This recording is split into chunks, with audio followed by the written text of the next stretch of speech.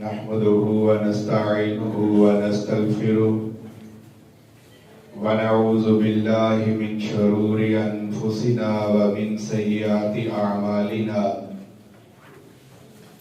من يهده الله فلا مضل له ومن يضلل فلا هادي له وأشهد أن لا إله إلا الله وحده لا شريك له وأشهد أن محمدًا عبده ورسوله أما بعد فإن خير الحديث كتاب الله وخير الهدي هدي محمد صلى الله عليه وسلم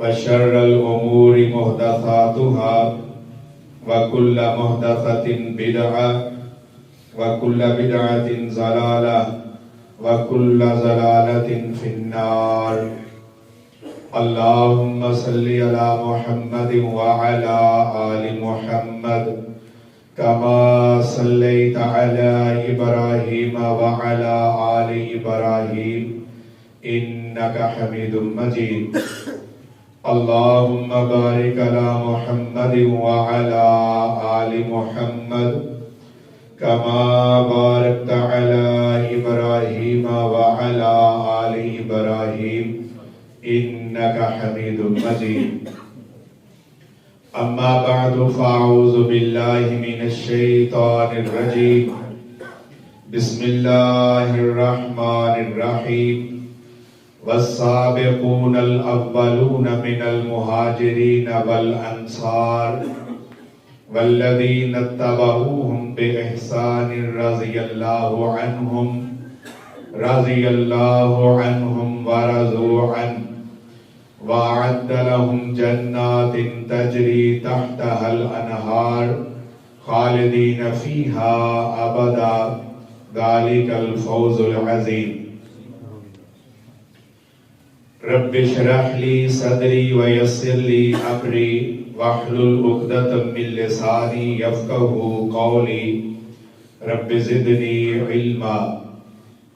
ہر قسم کی تحمید، تعریف، تمجید، توصیف، بزرگی اللہ جل جلالہ کی وحدہ لا شریک غفور الرحیم ذات کے لیے، جو اکیلا اس ساری کائنات کو اپنی قدرت سے تخلیق کرنے والا اور اس نظام کو رواں دواں رکھنے والا اور اپنے وسیع خزانوں سے مخلوقات کو نوازنے والا ہے۔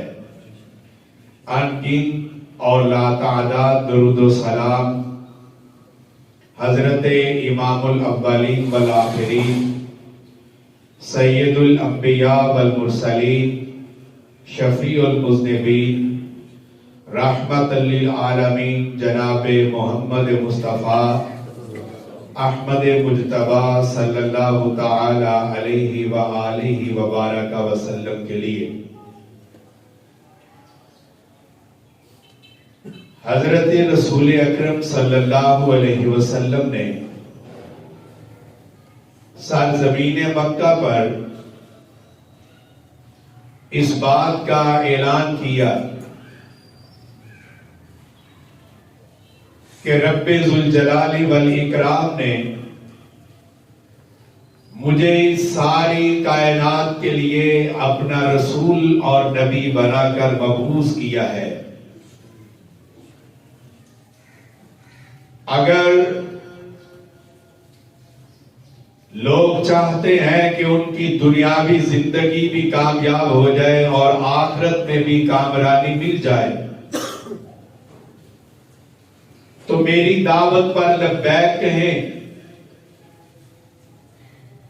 اور اس کے بعد زندگی کے ایک ایک معاملے کو میری تابعداری کے اندر حل کریں۔ اس دعوت پر لبیک کہتے ہوئے جن لوگوں نے اپنے دل اور اپنے سینے ایمان کے لیے کھول دیے اور حضرت تاجدار انبیاء صلی اللہ علیہ وسلم کو اپنا امام اور ہادی تسلیم کر دیا.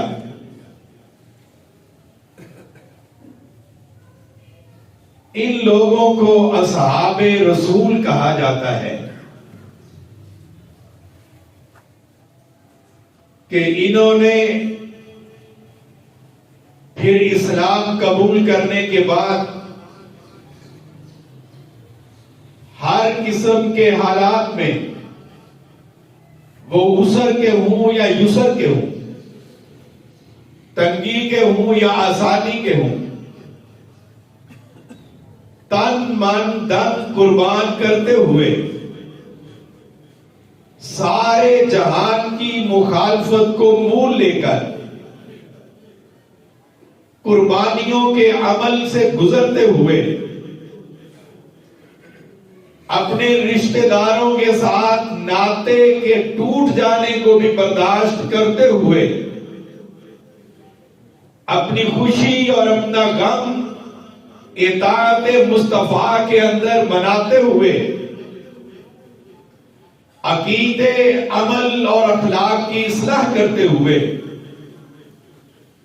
غزوات اور جہاد کے میدانوں کو عبور کرتے ہوئے اور ہجرت کی راہوں پر اپنا سب کچھ قربان کر کے قدم سے قدم ملا کر، کندھے سے کندھا ملا کر، آواز پر دن ہو یا رات، سردی ہو یا گرمی لبیک کہتے ہوئے اپنی زندگی کو ختم کیا. یہ اصحاب مصطفیٰ ہیں اور انہیں صحابی اس لیے کہا جاتا ہے کہ انہوں نے رسول اللہ صلی اللہ علیہ وسلم کی صحبت اختیار کی ہے، آپ کے ساتھ اپنی زندگی گزاری ہے. جو شخص ایمان لے آئے، ایمان کے ساتھ اس کی ملاقات تاجدار رسول سے ہو جائے اور پھر ایمان کی حالت میں ہی اس کی وفات ہو، اسے صحابی کہتے ہیں. ان اصحاب رسول کا مقام کیا ہے، عظمت کیا ہے، مراتب کیا ہے، شان کیا ہے؟ ہم مسلمانوں کا تعلق ان شخصیات کے ساتھ کیا ہے؟ ہم ان کے ساتھ محبت کیوں کرتے ہیں؟ ہمیں محبت کرنی چاہیے یا نہیں کرنی چاہیے؟ ان کا احترام کتنا بنتا ہے؟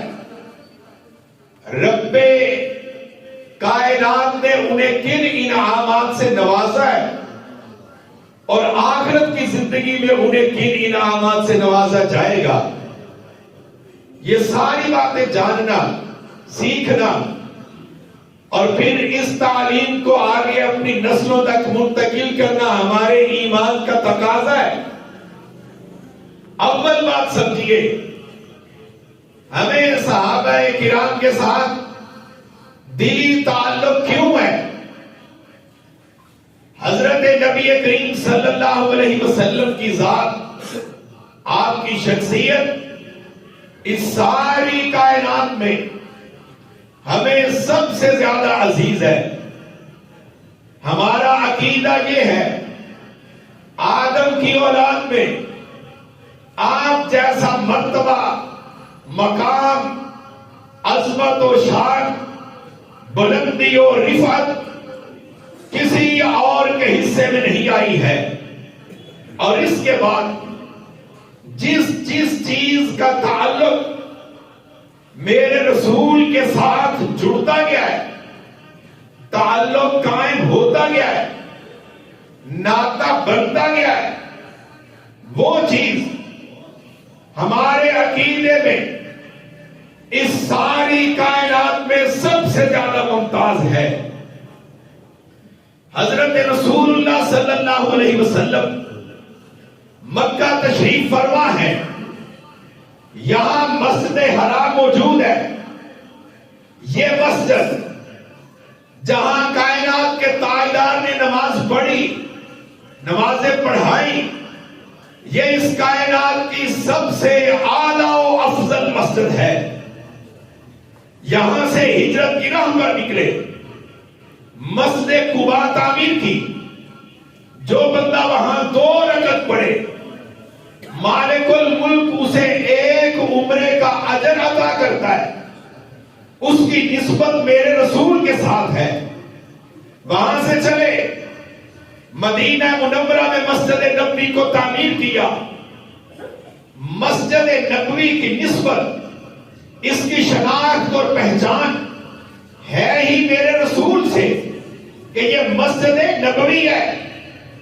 وہاں کوئی نماز پڑھے 1000 نماز کا ثواب ہے.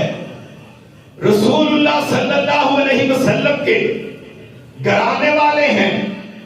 سارے گھرانوں میں، خاندانوں میں، قوموں اور قبیلوں میں کسی اور کو یہ شرف نہیں، کسی اور کی یہ پہچان نہیں. رسول اللہ کے گھرانے کو کہا جائے گا کہ یہ اہل بیت رسول ہیں. یہ لفظ اس کائنات میں بے شمار جو گھرانے آباد ہیں کسی اور کے لیے نہیں بولا جاتا ہے. میرے رسول صلی اللہ علیہ وسلم نے جو بات اپنی زبان سے کی وہ بات نہیں، وہ حدیث رسول ہے. اور وہ صرف حدیث نہیں، وَمَا يَنْطِقُ عَنِ الْهَوَىٰ إِنْ هُوَ إِلَّا وَحْيٌ يُوحَىٰ. آپ اس وقت کلام کریں جب آسمان کی بلندیوں سے سید الملائکہ جبرائیل آ کر اللہ کا پیغام دے. آپ کی زبان سے نکلنے والے الفاظ ساری کائنات کے الفاظوں میں معتبر ہیں. مالک الملک نے اپنی کتابیں انبیاء پر نازل کی، صحف نازل کیے، مگر قرآن مجید میں جو نسبت رسول اللہ کے ساتھ ہے وہ ساری کتابوں میں اعلیٰ و افضل ہے. وہ کام، وہ افعال جو پیغمبر نے اپنی زندگی میں کیے، نماز پڑھی، روزہ رکھا، حج کیا، صدقہ کیا، خیرات کی، اخلاق حسنہ کا مظاہرہ کیا، جہاد کیا، یہ سارے کام نہیں، سنت رسول اللہ ہے. اور ساری انسانیت کے اندر کسی اور کے فعل کو سنت نہیں کہا جائے گا. لفظ سنت سے پہچان یہ ہے کہ یہ کام میرے رسول نے کیا ہے. وہ سارے کاموں کے اندر اعلیٰ و معتبر ہوتا ہے. اس ساری گفتگو کے بعد سوچئے، جن لوگوں نے مکہ کے سرداروں کی مخالفت کو منہ لے کر اپنے اوپر جبر کروا کے، ظلم برداشت کر کے، اپنے جسموں کو زخمی کروا کے، لہو لہان کروا کے، اپنے خاندان سے رشتے توڑوا کے ایمان قبول کیا، لا الہ الا اللہ پڑھا، ہجرت کی راہ پر چلے، جہاد کیا، تن من دھن قربان کیا، جنہوں نے رسول اللہ کی تابعداری کے اندر اپنی زندگیوں کو بسر کیا، کیا انہیں ساری کائنات کے اندر ممتاز اور اعلیٰ ہونا چاہیے یا نہیں ہونا چاہیے؟ رسول کی نسبت کے ساتھ جب ہر چیز اعلیٰ ہو جاتی ہے تو جنہوں نے اپنی زندگیوں کو رسول کی غلامی میں بسر کر دیا ہے پھر ان کو ممتاز کیوں نہیں ہونا چاہیے؟ اور وہ ممتاز نہ تھے، ان کی شناخت نہ تھی، اور وہ عرب کے لوگ ان پڑھ تھے، بدو تھے، جاہل اور اجگ تھے، چور اور اچکے تھے، شراب پینے والے، حرام کرنے والے، رشتوں کا ادب اور احترام نہ کرنے والے. جب میرے رسول کے دامن کے ساتھ وابستہ ہوئے، بیعت اور غلامی کو اختیار کیا، کلمہ پڑھ کر تابعداری کرنے لگ گئے، تو پھر اللہ نے ان کو ممتاز کر دیا، انہیں ساری کائنات میں اعلیٰ بنا دیا. اور سورہ توبہ میں اللہ نے یہ بات ارشاد فرمائی، وَالسَّابِقُونَ الْأَوَّلُونَ مِنَ الْمُهَاجِرِينَ وَالْأَنصَارِ.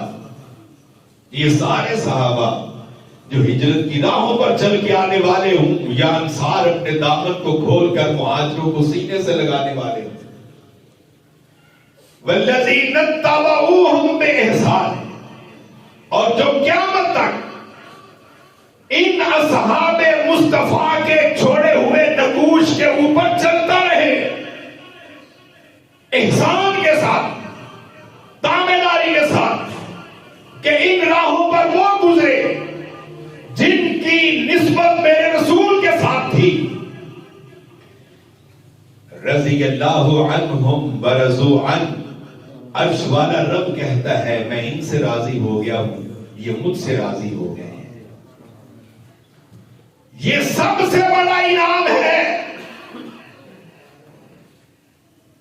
کہ اللہ جس کے بارے میں کہے کہ میں اس کے ساتھ راضی ہو گیا۔ تاندریہ والی کی زمین پر ایک بزرگ گزرے ہیں، صوفی باقر رحمت اللہ علیہ۔ وہ دن بھر کئی مرتبہ اپنی زبان سے کہا کرتے تھے یا اللہ میں تجھ سے راضی ہوں، یا اللہ میں تجھ سے راضی ہوں۔ ایک دن کسی نے پوچھا صوفی صاحب آپ دن میں اتنی بار کہتے ہیں میں راضی ہوں یا اللہ میں راضی ہوں، اس کا کیا سبب ہے؟ صوفی صاحب نے بڑا خوبصورت جواب دیا، انہوں نے کہا دیکھ میں 100 دفعہ کہہ لوں گا، 200 دفعہ، اگر عرش والے نے ایک دفعہ کہہ دیا جا میں تجھ پر راضی ہوں تو میرا کہنے کا مل پڑ جائے گا۔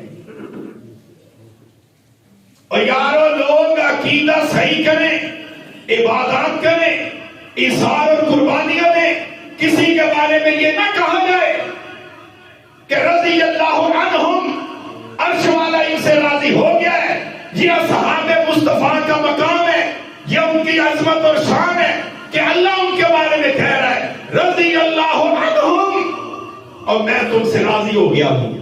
اور جن سے رب راضی ہو جائے یہ ان کے ایمان کا بھی ثبوت ہے اور ان کی وفاداری رسول کے ساتھ کا بھی ثبوت ہے۔ وَرَضُوا عَنْهُ، اور اللہ نے پھر یہ کہا کہ جو انعام ان کو میں دے رہا ہوں یہ اس پر میرے ساتھ بھی راضی ہو گئے۔ اور نبی کے اصحاب اور عرش والے کے درمیان کوئی شکوہ باقی، عرش والا بھی راضی ہے اور یہ میرے نبی کے دامن کے ساتھ وابستہ نفوس قدسیہ بھی اللہ کے ساتھ راضی ہے۔ اعد اللہ لہم جنات تجری، اللہ کہہ رہا ہے کہ میں نے ان کے لیے ایسے باغات تیار کیے ہیں، تجری تحتہا الانہار، وہاں نہریں چل رہی ہیں، خالدین فیہا ابدا، اور یہ اصحاب مصطفیٰ ہمیشہ وہاں رہیں گے۔ حضرت عبداللہ ابن مسعود سے حضرت امام مسلم رحمہ اللہ نے یہ روایت نقل کی ہے، انہوں نے سبق بیان کیا، سئل رسول اللہ صلی اللہ علیہ وسلم ای الناس خیر، اے کائنات کے تاجدار یہ بتائیے کون لوگ اس دنیا کے بہترین انسان ہیں؟ اس کے جواب میں کہا قرنی، آج جس دور میں محمد مصطفیٰ صلی اللہ علیہ وسلم موجود ہوں، اس دور کے ایمان والے ساری کائنات کے بہترین انسان ہیں۔ تو رسول کے ساتھ کون تھے؟ میرے نبی کے ساتھ قدم سے قدم ملا کر میدان عمل میں کون کھڑا تھا؟ اصحاب مصطفیٰ۔ اور کہا یہ ساری کائنات کے بہترین لوگ ہیں۔ ثم الذین یلونہم، میں چلا جاؤں گا، پھر اس کے بعد وہ لوگ ہیں جو اس دور کے ساتھ جڑے ہوئے ہیں۔ اور رسول کے دور کے بعد کن کا دور ہے؟ اصحاب رسول کا۔ رسول کے بعد بہترین دور اور زمانہ میرے رسول کے اصحاب کا۔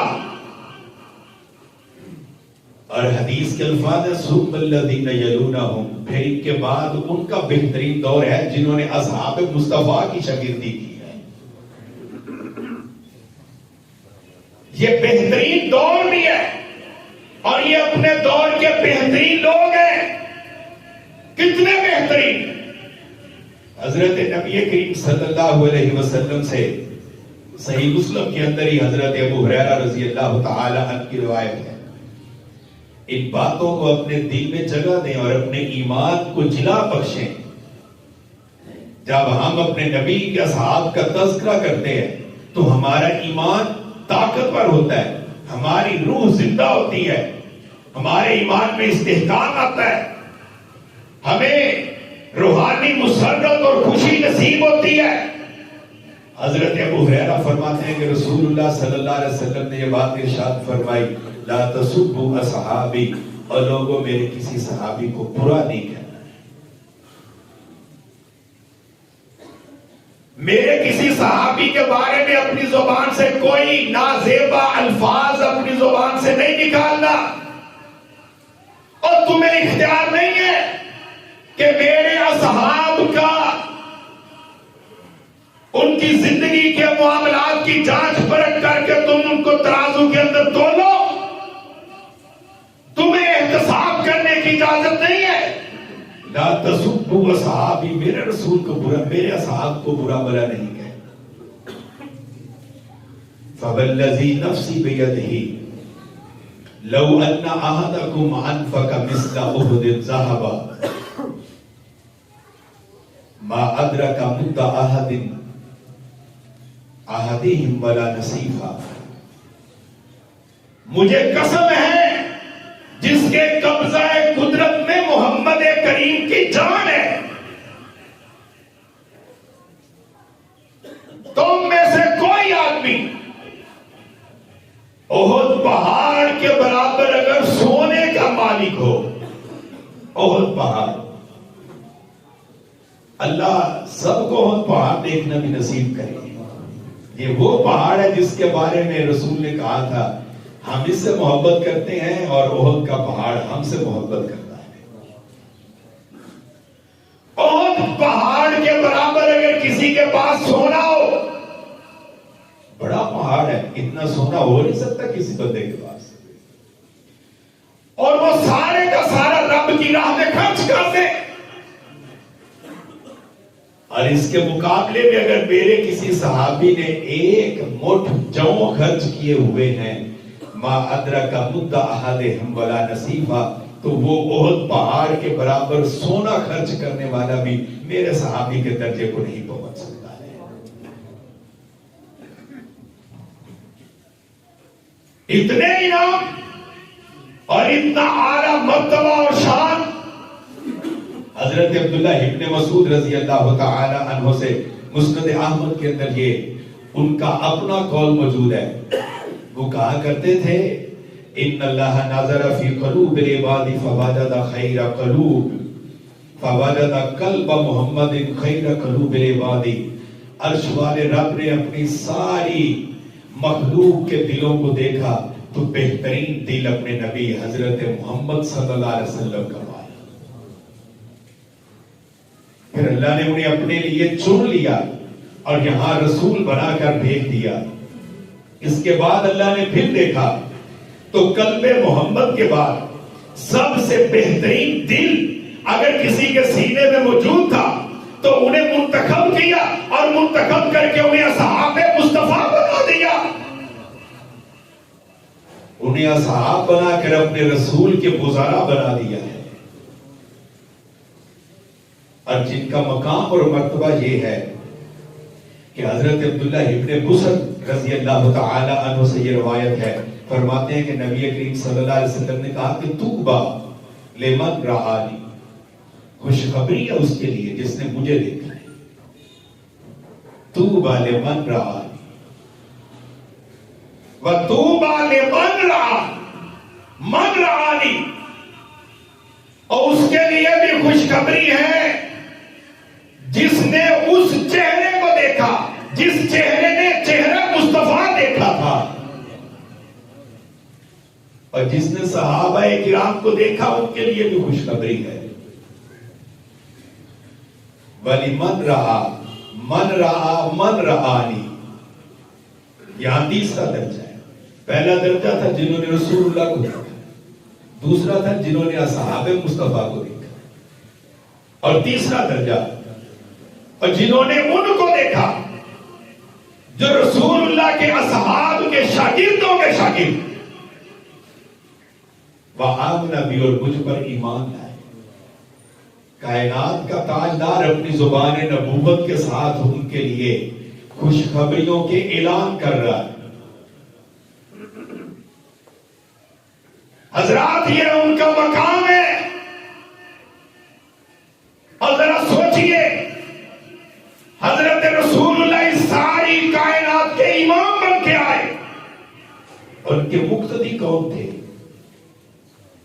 صحابہ کرام. مقتدی کون تھے؟ صحابہ کرام. میرا نبی نماز پڑھائے اور قرات کرتے ہوئے کہیں کہ وَلَضَّالِّينَ، آمین کہنے والے کون تھے؟ صحابہ کرام. میرا رسول رکوع میں جائے، صحابہ رکوع میں، سجدے میں جائے، صحابہ سجدے میں جائے. یارو میرا رسول اس کائنات میں جہاد کرنے والا، ان کی دعوت جہاد کو قبول کرنے والے کون؟ اصحاب مصطفیٰ، جنہوں نے بدر و احد، خندق و حنین اور تبوک تک قربانیوں کی لازوال تاریخ رقم کی ہے، وہ کون تھے؟ صحابہ کرام. اور جبرائیل قرآن لے کے آتا تھا، اس قرآن کے پہلے سننے والے کون تھے؟ صحابہ کرام. اور قرآن کو سب سے پہلے پڑھنے والے کون تھے؟ اپنے سینوں میں محفوظ کرنے والے کون تھے؟ اور قرآن کے گواہ کون تھے؟ آج ہم کہتے ہیں یہ کام رسول اللہ صلی اللہ علیہ وسلم نے اپنی زندگی میں کیا، یہ ان کی سنت ہے، یہ ان کا فعل ہے، یہ ان کی بات ہے، یہ ان کا قول ہے، یہ صحابہ کے ساتھ محبت ہے، یہ ان کا اخلاق ہے. یہ سارا علمی ذخیرہ جس پر آج امت چل رہی ہے اور جو امت کا سرمایہ ہے، جو امت کی وراثت ہے، یہ سرمایہ و وراثت کس نے دی؟ صحابہ کرام نے بیان کیا کہ یہ میرے رسول کا طریقہ ہے، یہ انداز ہے، یہ عبادت تھی، یہ اخلاق ہے. اور بڑا جملہ نہیں ہے اگر میں کہوں، اگر صحابہ کرام کو تاریخ سے نکال دے پھر اسلام شروع ہی نہیں ہوتا. کیسے شروع کرو گے؟ کون بتائے گا؟ کون بتائے گا قرآن کے بارے میں؟ کون بتائے گا حدیث مصطفیٰ کے بارے میں؟ کون بتائے گا جہاد رسول کے بارے میں؟ کون بتائے گا میرے نبی کی نماز کے بارے میں؟ روزہ کیسا تھا، حج کیسا تھا، سفر کیسے تھے، محبت کیسی تھی، رویہ کیسا تھا، مزاج کیسا تھا، حسن کیسا تھا، نقش و نگار کیسے تھے، آنکھیں کیسی تھی، بال کیسے تھے، قد کاٹ کیا تھا؟ یہ سب کس نے بتایا ہے؟ اصحاب مصطفیٰ. وہ تو رسول اللہ کے دامن کے ساتھ اس طرح وابستہ ہے کہ میرا پیغمبر نماز پڑھ کر اپنا رخ پھیر کر جن کی طرف بیٹھتا تھا وہ کون تھے؟ صحابہ کرام. اور حدیث میں ہے کہ فجر کی نماز پڑھنے کے بعد جب اپنا چہرہ پر انوار پھیر کر اپنے اصحاب کے ساتھ طرف منہ کر کے بیٹھا کرتے تھے تو کہتے تھے ہاں کوئی خواب دیکھا ہے؟ خواب دیکھا ہے تو مجھے بتاؤ. صحابہ بھی بیان کرتے، اور کبھی اگر صحابی نہ کہتے تو پھر رسول ان کو اپنا خواب بتایا کرتے تھے. یہ پیار کی باتیں کن کے ساتھ کی ہیں؟ اور کون ہے جن کے ساتھ رسول اللہ نے رشتہ داریاں قائم کی؟ وہ رسول اللہ صلی اللہ علیہ وسلم کے اصحاب ہیں. تو پھر میں ان کے ساتھ محبت نہ کروں؟ میری تو قدم قدم کے ساتھ ان کے ساتھ نسبت بنتی ہے. میں تو ان کے بغیر چل ہی نہیں سکتا، میں تو ان کے بغیر اندھا ہوں. اور یہ صحابہ مصطفیٰ کے ساتھ محبت دراصل رسول اللہ کے ساتھ محبت ہے. اصحاب مصطفیٰ کے ساتھ محبت دراصل دین کے ساتھ محبت ہے. اصحاب مصطفیٰ سے محبت عرش والے کے ساتھ محبت ہے کہ وہ ان کے ساتھ راضی ہو گیا ہے، میں ان سے راضی ہوں. اللہ ہم سب کو سمجھنے اور عمل کرنے کی توفیق عطا فرمائے. وما علیہ الا البلاغ المبین.